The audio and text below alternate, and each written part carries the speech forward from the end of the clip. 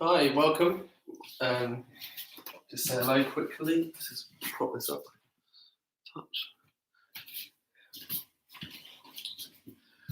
Hi, welcome again to this is week 5 of our poker Q&A. How to play, kind of aimed at beginners, really, to be honest. So bear that in mind. If you've got any more questions or that need answering whilst we go through today's session, do let us know. If you can hear us, if you're watching, that'd be great. If you let us know in the chat box as well. Today, it's been a really hot day. Been outside a lot, so everyone I think pretty knackered. Look, so this might be a shorter one than usual, be about 20 minutes. But we're going to run through 2 hands. Just standard hands and see how they play out, see what the process is for dealing and the procedures, so you know how to play the game. We're not covering game theory. Someone did ask last week or made a few questions about, is it right to fold there, is it right to raise there? We're not really covering, that's what you call game theory. We're not really covering that. It's all about the procedures and you can see how the game's played. And what the ramifications are of different hands at the end. So we'll get started. I'm going to pull the screen down now so we can view the board, the table. I'll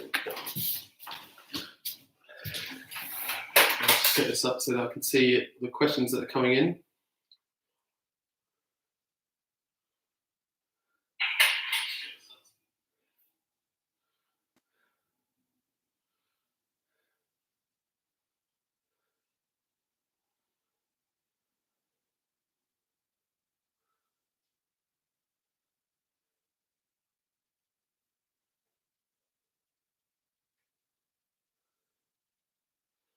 Okay, so we'll get started. I can see the chat box here if people have questions. So we're going to deal out a hand as we kind of did last week. We're going to run through 2 standard hands, see how they play out, and look at the procedures again. So how does the game start? We've got a dealer button.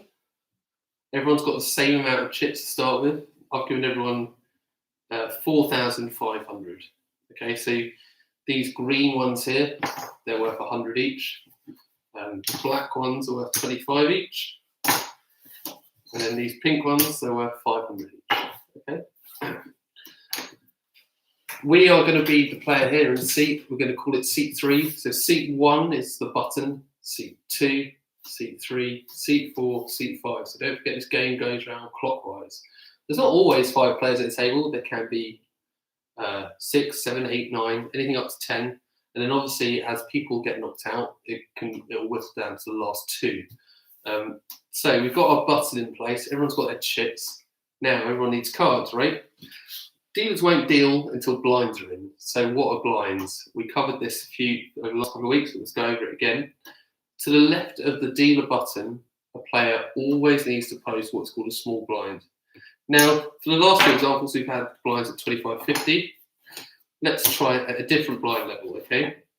So every, say, 10, 20, or half 30 minutes, that's what's called a clock. These blinds go up. So we played the 25.50 level, say, and we're now going to go, the blinds have gone up. The blinds will now go up to 50, 100. So the small blind is 50 and the big blind is 100. This is a forced bet that both these players have to place into the middle before the cards are dealt. And everyone takes it in turns to place these bets depending on where the button is, okay? Because this button moves around in a circle after every hand, okay? It goes from one player to the next to round in a clockwise direction. So we've got the button in seat 1, small blind is 50 here, big blind 100 in seat 3, which is us, okay? Dealer will deal the cards. Where do you deal first if we're playing a game of poker? Sometimes the temptation is just to give people 2 cards each and then crack on. You're meant to deal to the left of the button first, so to the small blind first, and they get their first card, okay? And all these are called the whole cards. They're dealt face down to the players, okay? They mustn't be dealt face up. So they're dealt face down, but obviously you're dealer, but if you're doing this at home, you won't have a dealer, so you need to say this yourself. And they go around in a circle until everyone's got 2. So player 1 has got 2 cards, face down, player 2, player 3, player 4, player 5. Now we're going to turn our hand over, so that because we're going to play this hand out, okay? We have got an ace and a king. So as we discussed over the last few weeks, good starting hands. This is one of the hands that you're going to want to play if you've got the opportunity to. There's only 5 players at the table, so this is kind of going into game theory, but there's only 5 players at the table. The chances are we've got very much the best hand available at this stage. The better hands out there would be aces or kings. And then against queens, we're pretty much 50-50 to win the hand anyway. So, who is to act first? Small blind is here with 50 in the middle. We've got our 100 in the middle of the big blind. The left of the big blind is the first player to act. So they are, and this is what we call pre-flop betting. So before the flop, which is the 3 community cards, this is pre-flop betting. So if someone ever says to you, oh, pre-flop, I had ace-king, this is exactly the scenario of what that means. It's pre-flop, and we have at the moment ace-king, and we are in the big blind. Comes to the first player, 3 options for the player here in seat number 4. So this is seat 1, seat 2, seat 3, seat 4. 3 options. Can either fold, which means throw the cards in and not take part in the hand anymore.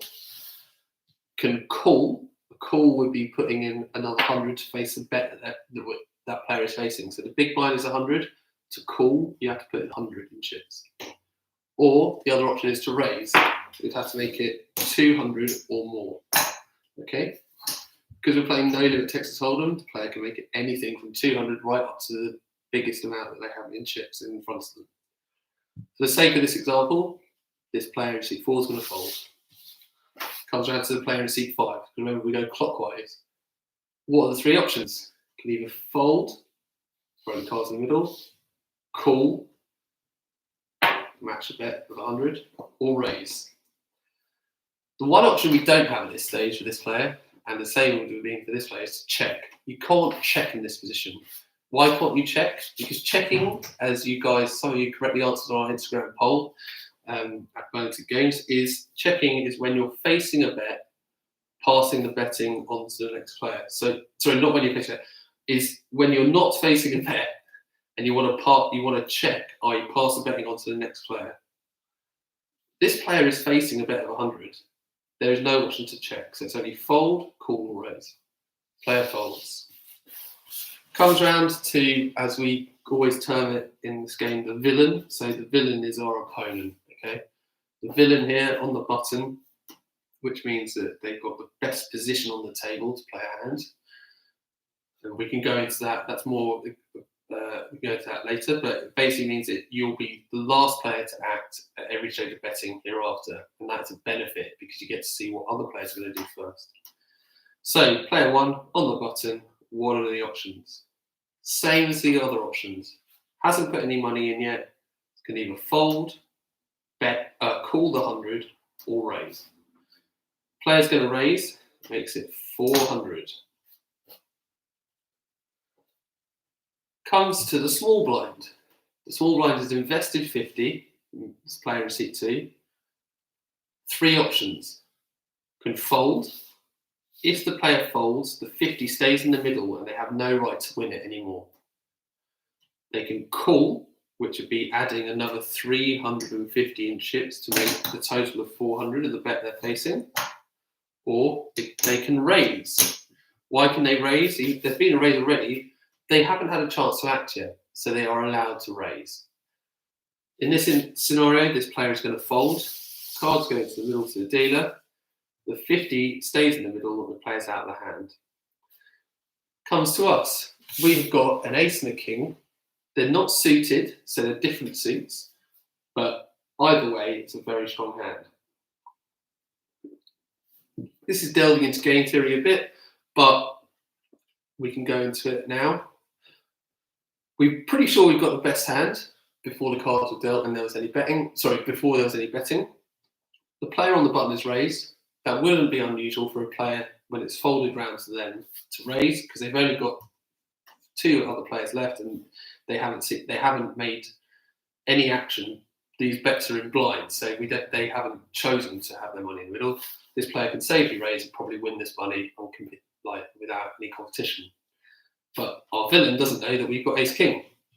So we can legitimately raise here. We're going to make it 1,000 total. So we put our 1,000 in, we can take our 100 back. So it's 1,000 total. Now we're going back around in a clockwise direction. This player doesn't have cards, doesn't need to put any money in, no longer in hand, nor is this player. The player on the button. We have what is called reopen the action. Okay, we've made it 1,000. This player now has 3 options. Fold, which would mean leaving the 400 bet that they had placed in the middle, and we win all of that money without any competition. He can call, which would be putting the 1,000 in, takes his 400 back, so it'd be 1,000 total. Or this player can raise. Must make it 1,600 or more.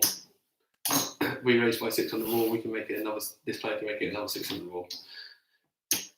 In this situation, we're going to make this player call. Okay, so that we've put in 1,000 now. The player calls. All the pre-flop betting is now complete. If anyone got any questions at this stage, now is the time to ask us. Okay, I think we'll move on. So the 2,050, which is the pot at the moment, the live pot, is brought into the middle, and the cards are going to be dealt. Now, what gets dealt? 3 community cards. So there would normally be a burn. Actually, let's put a burn in. So discard 1. And deal with what is called the flop.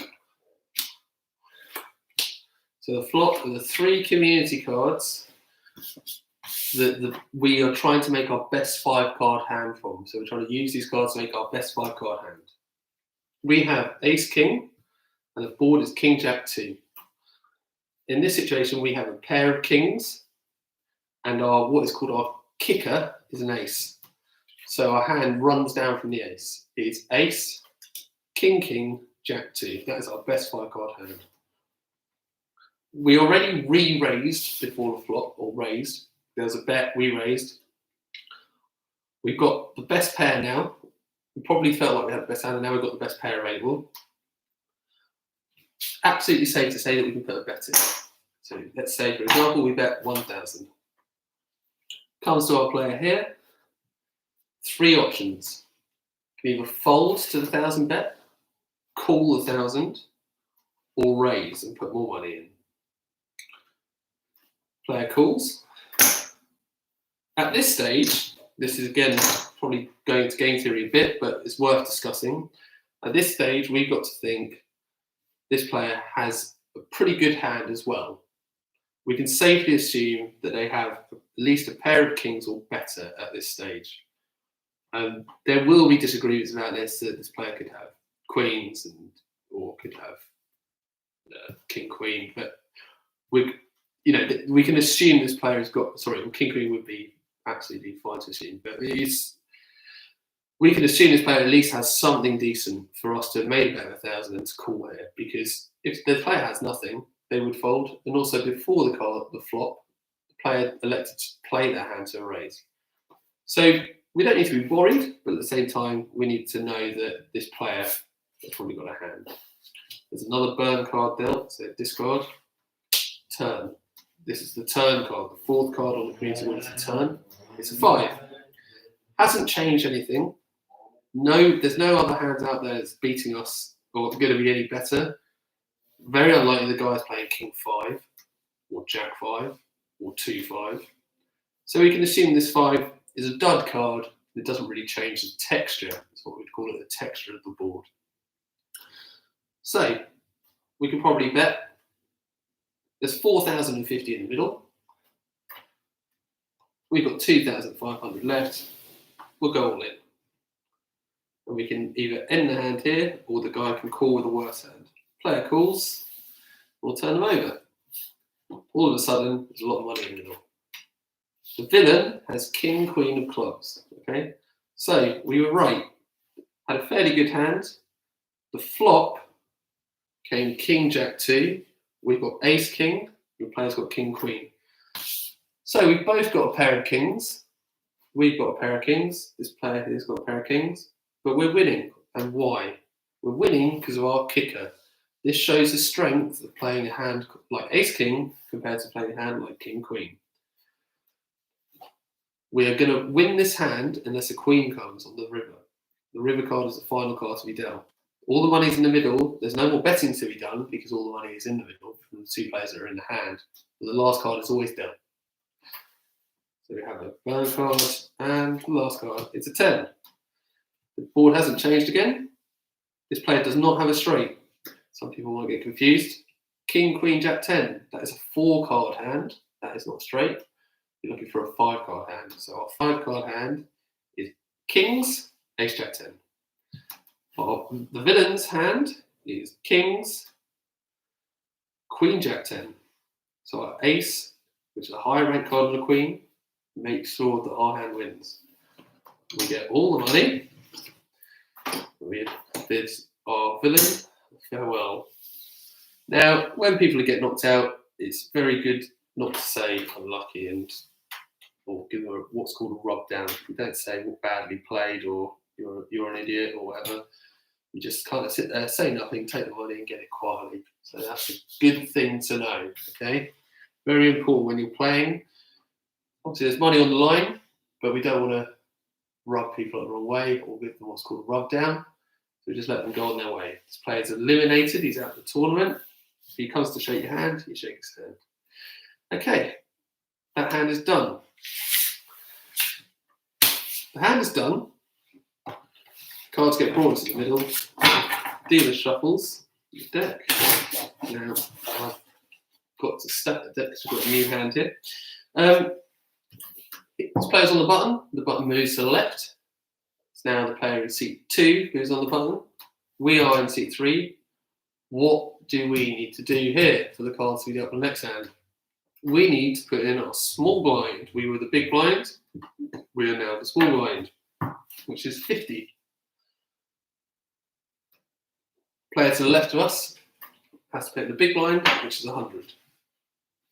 Okay, just going to deal these out in a fashion that would not normally be dealt, but I haven't prepared them well enough. Right, so cards are dealt properly. Ignore the way that was dealt, but this is just a set up example hand. First player to act is the player to the left of the big blind. Let's not forget that. So there's a button here, small blind, that's us, big blind, left of the button. This hand we're going to play face up again. What we've got a pair of 7s. So this is I'm going to show you an example of how a pair plays sometimes. Comes to our player here. 3 options. Fold, give the cards in, call the 100, or raise. Again, it's a fold. Round to the next player, can either raise, call, or fold. Let's have an example of a 3-way hand, okay? Player raises. Now, this would not be unusual. On the button, there's only 4 players. Very safe to raise from the button here and potentially win this money without any contest. Makes it 300. We have a pair of 7s. We've just knocked a player out. We've got double the chip stack out of everyone else. So we all started off with 4,500. We've now got 9,000 in chips. There's 4 players. The other 3 players all have around 4,500. We're the chip leaders, okay? Probably good at this stage to raise. We've got a pair. You might not raise with this pair when there's 9 of you and you've got no chips, but we've got a lot of chips, so we're going to make it 1,000 because we want to know who's serious about playing this hand, okay? And we want to get the most value for our best hands, right? Got a pair of 7s. It's not easy to be dealt a pair when there's 4 players. We've probably got the best hand at this point. We want to make these players pay if they want to play. So pay and display policy. Player calls. Our villain, new villain here to our left, calls. Comes round to this player. Options. Can either fold, leave the 300 in, call the 1,000 that we made it, or re-raise. Don't worry, Gavin. It's fine. We're halfway through a hand, but we can always catch up on. We will share the link straight afterwards, and you can always catch up. So at the moment, Gavin, we've got a pair of 7s. We've re-raised to 1,000 before the flop. Villain here is called. There's a player here on the button who had already raised. And they're now folding because they had nothing. They were just having a stab at winning some blinds for free. So this player folds. Now 2 players left in the hand. That's 2,300 in the middle. We're now going to deal the cards. Dealer deals a flop. Flop are the first 3 community cards that are dealt by the dealer, and it comes Jack 8 7. What is our hand? Our hand is called a set. We've got a set of 7s. Now, for clarity, a set is where you have a pair in the hole. So we've got a pair of 7s. Trips, it is still very much the same hand or same hand ranking, but trips is referred to where, say, we had Ace 7 and the board came 7 7 Jack. That is trip 7s Ace Jack. But we've got a set of 7s. There is a difference because you're more likely to make a full house with this hand, where you've got a set. So, first player to act, left of the button, that's us, with a chip leader. We've re-raised before the flop, and we've got flopped a set of 7s. We are pretty sure we're winning, and we should certainly be sure of that. The player here has called a re-raise, because remember the player on the button raised, we made it more. Raised again, this player called. So this player must have a hand that is probably fairly decent to play. They might be gambling, we don't know. But we can assume that they must have something fairly good. And something fairly good kind of fairly hits this kind of texture board, right? So, what's this player going to do? What are we going to do? We need to think about what they're expecting us to do. And we also want to get the most out of our hand. We've got 3 7s, we've got a set of 7s. We should really bet here. The player's going to expect us to bet, and as much with no hand as we would with a hand. So we bet. We'll make it 1,000. This player's got 3,500 in chips. It's got 3 options: can fold, call 1,000, or go or raise. If the player is going to raise, it's going to have to be an all-in. This is something to bear in mind. If you raised here, you have to make it at least another 1,000. So that would be making it 2,000. You've only got 1,500 left, and in the middle is 5,300. So you're kind of what's called pot committed here. So if this player is going to raise, they should be raising all in, really. If they're going to call, might not be the best idea, but it is an option. Or they can fold. For the sake of the hand and showing how it runs out, this player's going to go all in, which is probably the best move if they do have a hand. Now comes round to us. We're facing a raise. We've made it 1,000. This player's made it 3,500. So we have to add another 2,500 to continue the hand. We've got lots of chips. We've got a very good hand. We're going to call very quickly, which is what some people would call a snap call. So it's 2,500. We'll see what this player's hand is. Okay, the player has Jack 9. So before the cards were dealt, we re-raised the 7s, and this player called with Jack 9 of spades. It's a pretty average hand to be calling a re-raise with. They have to flop something pretty good to be winning. They flopped something pretty good for their hand, but they're still not winning. This is the danger of playing these kind of hands, which is called a suited disconnector. So there's a suited gap connector. So there's a gap in the middle.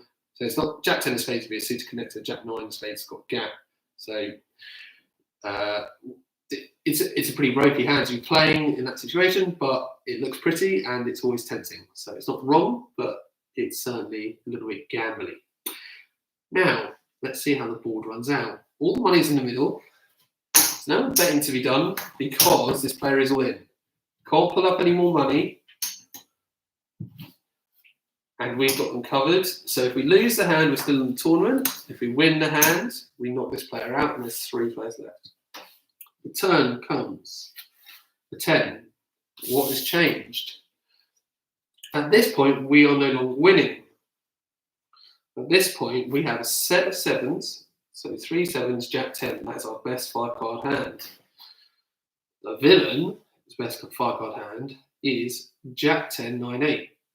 Using the 5 cards, 2 of his own. He could use this one, but it makes no difference. But he's got a straight.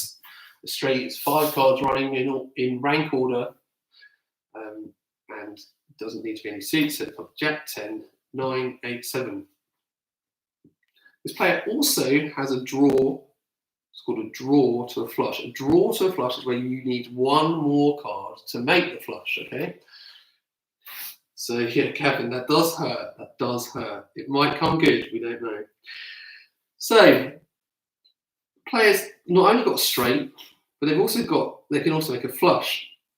Now, because we've got a set, the only way we can win now is the board pairs.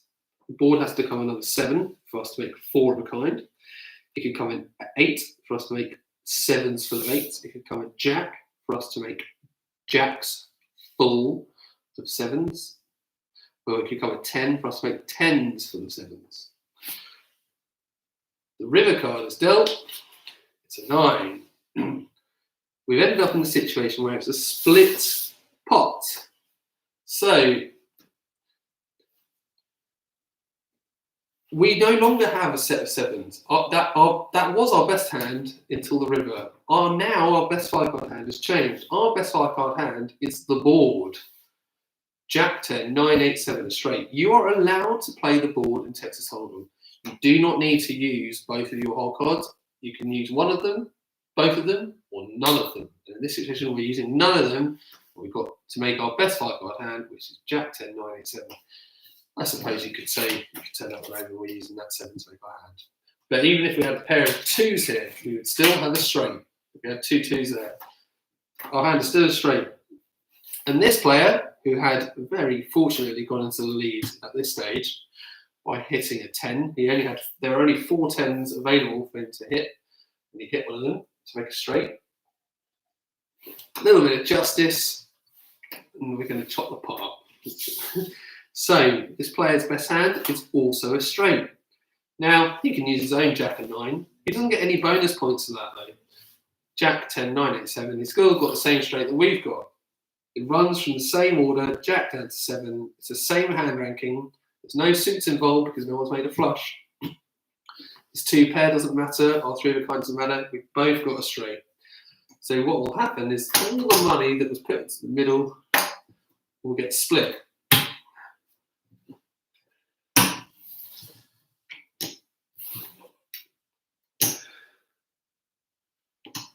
Okay, so we get this half of the pot, and this player gets this half of the pot.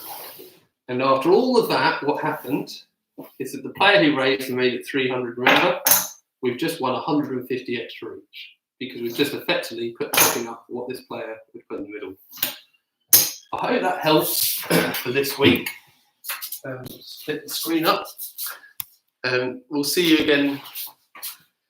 See you again next week, and we're going to run out. I think this is probably the most helpful format, and we've been had some good feedback on that. So we're going to keep just running through hands and showing you how they play out, the different ramifications of the hand rankings and how the board changes. Try not to go into game theory too much to keep it for beginners. And the more you watch these, the more you'll learn about the different terminology, the rules on betting, procedures of how to deal a game if you're going to do it at home. Well, thanks, Kevin. Glad that this is helping you. And if you've got any questions for next week, get them in. And anything you want to cover, just get them in early, and we'll hopefully be able to come around to them in next week's episode.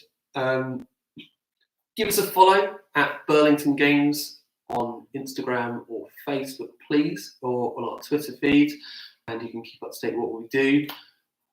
Once all of the this situation has passed, we'll be back on the poker floor doing our poker masterclasses in bars and pubs and venues and people's houses around the country again.